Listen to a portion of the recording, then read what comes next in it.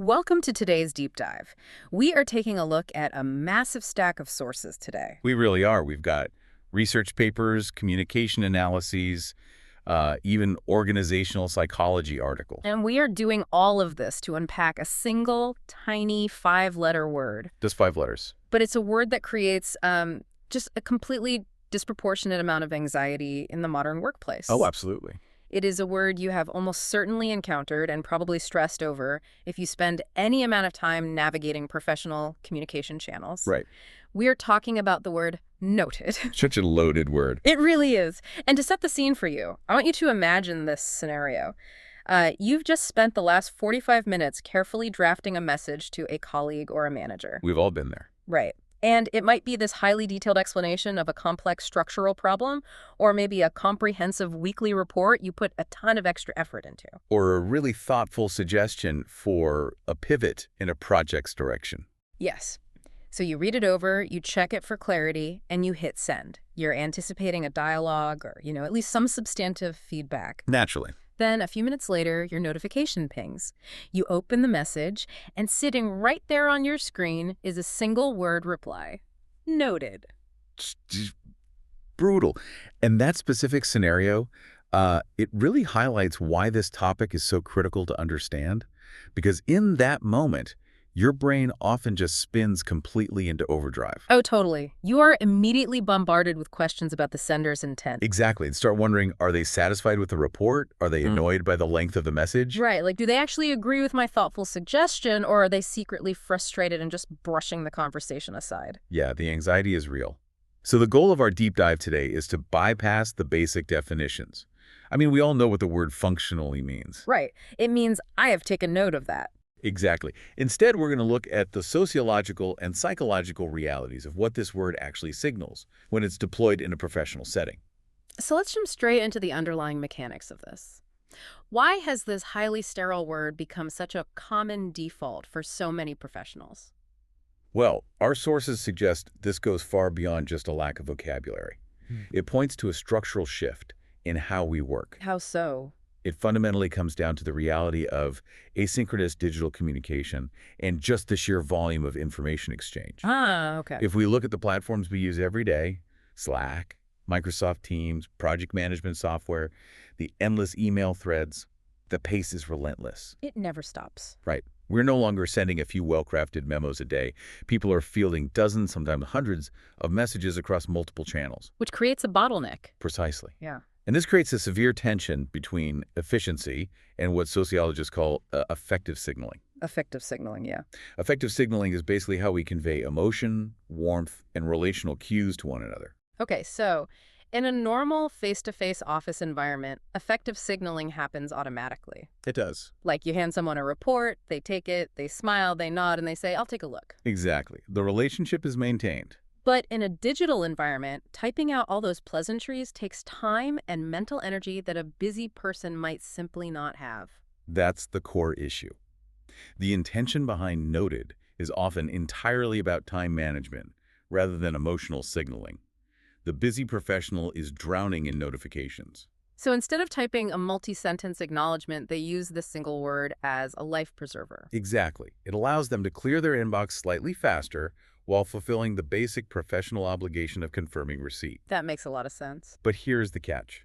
Human beings are deeply social creatures. We rely heavily on context and tone to feel secure in our professional standing. So when you strip away the effective signaling to prioritize raw efficiency, A word meant purely as a time saver ends up taking on a complex life of its own.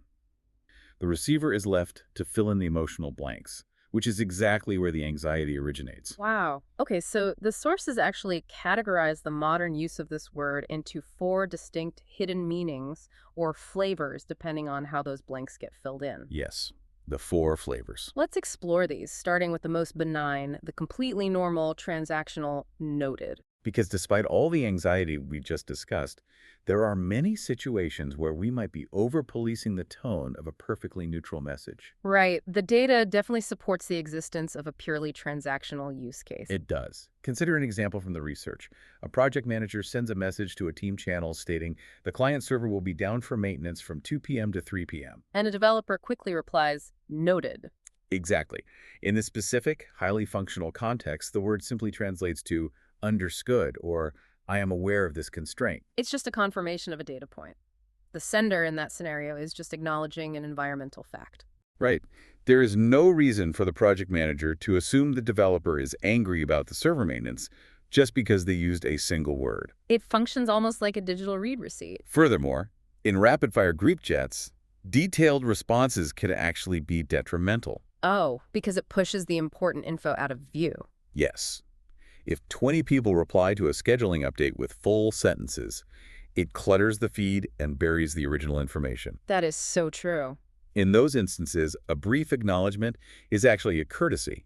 It demonstrates compliance and awareness without creating unnecessary digital noise. Okay, that makes total sense for broad updates. But things get a lot more complicated when we look at the second flavor identified in the sources. The slightly cold version. Yes. This is where punctuation enters the chat, quite literally. We're talking about the addition of a period at the end of the word. Noted. Right. Grammatically speaking, putting a period at the end of a sentence or a complete thought is just proper English. It is. So why does the addition of a single dot suddenly make the message feel distinctly aggressive? This brings us to a really fascinating area of digital linguistics. In digital communication, standard punctuation has evolved to carry secondary meanings. Because we don't have voices or faces. Exactly. Because text-based platforms strip us of vocal intonation and facial expressions, we use punctuation to replicate those physical cues. Okay. Linguists point out that in a text message or a quick Slack reply, a period often replicates a falling vocal intonation. A falling pitch. Yes. When you speak with a falling pitch at the end of a word, it signals finality, seriousness, or even abruptness. So receiving noted without a period feels like a quick passing acknowledgement. Right. Whereas noted with a period feels like someone looking you dead in the eye, dropping their voice, and saying the word with absolute flatness. That is exactly how it's received. The sources indicate that people frequently interpret that specific punctuation mark as a deliberate withholding of warmth. It is often read as the sender saying, I saw this, but I am not enthusiastic about it. So the period acts as a conversational wall. It adds a stark finality to the acknowledgement that feels cold, simply because in the casual environment of instant messaging, the absence of a period or the use of an exclamation point is the established norm for a friendly tone. So by choosing to use the period, the sender is consciously or unconsciously violating that friendly norm. Exactly. Let's build on that idea of withholding enthusiasm because it leads directly into the third hidden meaning, and this involves the strategic use of the word in office politics. Yes, the passive disagreement. Right. I can imagine this gets incredibly tricky when dealing with actual conflict or differing opinions on a team. Did the sources highlight how people use this when they actively disagree with a directive? They did. And it is a highly nuanced layer of professional communication. Sometimes this word acts as a very polite, non-confrontational form of pushback. Give me an example. Imagine a scenario where a department head messages their team to announce a sudden change in the project timeline, a change that forces everyone to work faster. Nobody likes that. Right. And an employee replies with a simple, noted. The employee isn't agreeing to the change. They certainly aren't typing, great idea, I love tighter deadlines. Exactly. Yeah. Instead of arguing, pushing back, or creating conflicts over a leadership decision that might already be finalized, the employee is deploying a survival mechanism. They are signaling, I do not agree with this timeline change, but I recognize that you have the authority to make it. Spot on. They are acknowledging the receipt of the directive while actively withholding their endorsement of it. It is a way of maintaining professional harmony while keeping your own dissenting opinion intact. Yes. You don't have the political capital or the energy to fight the battle, but you also refuse to perform a fake level of happiness about it. The very subtle form of corporate negotiation. It allows the employee to maintain a sense of autonomy in a situation where they have very little control. That makes a lot of sense. Which leads us seamlessly into the fourth flavor, the conversation ender. The stop sign. Yes, this is where the word shifts from being a passive acknowledgement to an active boundary. So when you are debating a topic back and forth with a colleague, perhaps trying to convince them of a different approach, and suddenly they just drop a noted. That isn't just an acknowledgement of your last point. It feels like a stop sign. In that context, it is a very deliberate signal that the discussion is finished. Wow. The sender is effectively establishing a boundary, communicating that they will not be entertaining any follow-up questions, and they expect no further persuasive arguments from your side. The negotiation is over. Okay, so we have just looked at how a single word can mean, I will do that, I am unenthusiastic, I quietly disagree, or this debate is over. Four very different realities. Right. And if native speakers working in the same office can struggle to decode which version they are receiving, what happens when this dynamic hits a globally distributed team where English isn't everyone's first language? This is perhaps the most critical insight from the sources. We have to view this through the lens of cultural communication frameworks. Okay, lay it out for us. Specifically, we need to look at the concept of high context versus low context cultures. This is a framework originally developed by anthropologist Edward T. Hall. I've heard of this. So in a low context culture like the United States, Germany, or the Netherlands, communication is expected to be direct, explicit, and task-focused. The primary goal of a message is to exchange information efficiently. Exactly. So in a low-context environment, a short, blunt reply, like noted, is generally acceptable. Or at least understood as a byproduct of a busy day. Right. The task is the priority, not the packaging of the task. Makes sense. Conversely, in high-context cultures such as Japan, Brazil, or many countries in the Middle East, communication relies heavily on underlying context, nonverbal cues, and most importantly, the preservation of the relationship. The relationship often precedes the task. It does. In these cultures, sending a short one-word reply to a colleague feels inherently dismissive. Because it strips away all those relational pleasantries that are considered mandatory for respectful professional interaction. Exactly. So imagine a software developer in Tokyo sends a detailed project update to a manager in New York, Okay. and the manager just replies, "Noted." Oh, wow. The developer isn't just going to think the manager is busy. Not at all. They might interpret it as a severe reprimand or a signal that the professional relationship is actively damaged. When the manager might simply be walking into a meeting and just trying to acknowledge the hard work before logging off. Exactly. But the cross-cultural translation turns a gesture of efficiency into an insult. That is wild. The reality of many international companies, especially in globally distributed tech teams, is that these brief, blunt responses have formed a sort of universal corporate subculture. So they just happen all the time. Yes. The sources emphasize that global teams must actively work to establish shared communication norms to prevent these massive misunderstandings. That brings us to the psychological impact on the receiver. The sources spend a significant amount of time discussing the internal monologue. That spiral of anxiety we mentioned at the start. Right. Why is our default reaction to assume the worst? Why do we immediately jump to the conclusion that we are in trouble when we see a blunt message? The psychological phenomenon at play here is known as the negativity bias in digital communication. Negativity bias. Yes. Without the moderating influence of vocal tone, facial expressions, or immediate real-time feedback, the human brain tends to interpret ambiguous text negatively. We just assume the worst. We do. And this is deeply tied to the concept of psychological safety in the workplace. How so? Well, if you already feel secure in your role and have a strong, trusting relationship with the sender, your brain might interpret noted simply as they are busy. But if the psychological safety is low, Right. Perhaps you are new to the team, or you are unsure about the quality of the work you just submitted. your brain fills the ambiguous void of a one-word answer with your own specific insecurities. Exactly. You project your own imposter syndrome onto their single word, You think, I knew that report wasn't detailed enough, and now they are mad. when in reality, the sender hasn't given you any actual data to support that conclusion. That is so relatable. Recognizing this negativity bias is crucial for emotional regulation at work. The sources stress that the burden of interpretation often falls on the receiver to pause and apply a reality check. Take a breath. Right. Most of the time, the sender is not plotting your downfall or critiquing your work ethic. They are simply trying to manage their own overwhelming flow of digital information. Okay, so let's pivot to some actionable advice. Based on this complex web of effective signaling, cultural context, and negativity bias, what are the actual rules of engagement?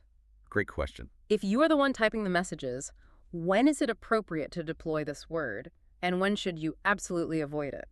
The consensus from the experts is that you can still use it, provided you are highly aware of the context. So it's not banned? No, not at all. It remains a valuable tool for straightforward, purely informational exchanges. Acknowledging a timeline shift, confirming receipt of a standardized form, or responding to a broad team update are all safe zones. The goal there is simply to close the communication loop. Exactly. But the danger zones are situations that require emotional intelligence or relational maintenance. Like what? If someone sends you a multi-paragraph explanation of a problem they are facing, replying with a single word completely dismisses the effort and vulnerability they put into that message. Oh, absolutely. The general rule is that your response should somewhat mirror the effort of the sender. That's a great rule of thumb. Another critical danger zone is providing or receiving feedback. Feedback is delicate. Very. If a colleague asks for your thoughts on their presentation deck and you reply with just "noted" after looking at it, you are failing to provide the substantive dialogue they requested. In these specific cases, a warmer, more comprehensive reply is required to maintain the professional relationship. So, if we need to replace it in those delicate situations, the sources outline several alternatives that accomplish the exact same goal, acknowledging receipt while injecting a necessary layer of effective signaling back into the text. These alternatives are effective because they add relational markers. What's a good example? For instance, replacing the one-word answer with "got it, thanks." Got it, thanks. Yeah. It is still highly efficient, taking only a second longer to type, but the addition of gratitude completely changes the tone. It acknowledges the sender's effort. Another option mentioned is understood. Yes, it carries a bit more formality, which might be appropriate for upward communication to management, but it communicates comprehension rather than just a robotic receipt of data. Thanks for the update is another strong alternative, particularly for informational blasts. It actively recognizes the labor someone undertook to keep you informed. And perhaps the most reassuring alternative when receiving documents or complex reports is, I'll take a look. That is a fantastic one. I find that one incredibly effective. It tells the person, I have your message, I respect the work you put into it, and I am committing to a future action regarding it. It lowers their anxiety immediately because it sets an expectation for a follow-up. It creates a bridge to future dialogue rather than throwing up a wall. Precisely. But we also need to address the other side of the equation. What should a listener do if they are on the receiving end? This is where it gets tactical. If you send a thoughtful proposal, receive a blunt noted, and you are genuinely confused about whether they agree with your proposal or if they are passively rejecting it. You don't want to just sit there stewing in the negativity bias we talked about. Right. Is there a strategic way to force clarity without seeming defensive or overly sensitive? The sources provide a highly actionable strategy for this exact scenario. Okay, let's hear it. The clarifying follow-up question. Do not let the ambiguity linger. You can politely force the sender to move from passive acknowledgement to active communication. How does that work in practice? If you send a proposal and receive that single word, you can reply a few hours later or the next day with something like, "Great, based on that, should I proceed with drafting the initial timeline?" Oh, that is a brilliant maneuver. Isn't it? It takes their ambiguous acknowledgement and treats it as a green light, which forces them to either confirm the green light or pump the brakes. It holds them accountable for clear communication. Exactly. If they say yes, you know their initial message indicated agreement. If they say no or offer a correction, you have successfully bypassed their attempt at passive disagreement and forced a substantive dialogue about the actual issues. You do this respectfully but firmly, insisting on the clarity required to do your job. It's a game changer for workplace communication. So to synthesize everything we have unpacked today, we started by looking at a word that functionally just means information has been received. Right. But as we layered in the realities of asynchronous communication, we saw how the absence of effective signaling forces us to guess at the underlying meaning. We explored how punctuation, like a period, can act as a digital wall. How the word can be weaponized as a tool for passive disagreement or to abruptly end a negotiation. And how high context versus low context cultural differences can turn a simple attempt at efficiency into a massive misunderstanding. The overarching takeaway is that modern workplace communication relies heavily on these micro-interactions. It really does. Protecting yourself from the anxiety they cause requires recognizing the negativity bias of text-based communication. Efficiency often masquerades as coldness. Yeah. By understanding the psychological and cultural dynamics at play, you can navigate these digital interactions with significantly more confidence and less unnecessary stress. It is about managing our own interpretations while being slightly more intentional with the signals we send out to others. Very well said. But before we wrap up, I want to leave you with a final thought to consider as you go back to your own inbox. I love this. We have spent this entire time analyzing the hidden depths of a tiny five-letter word. If a word as simple as noted can carry so much hidden emotional weight, passive disagreement, and unspoken negotiation, It's a lot for one word. it really is. So how much of our supposedly efficient daily professional communication is actually just a complex self-protective code masking what we really want to say to each other? That is a great question to mull over. Thanks for joining us on this deep dive, and we look forward to exploring more of these hidden dynamics with you next time.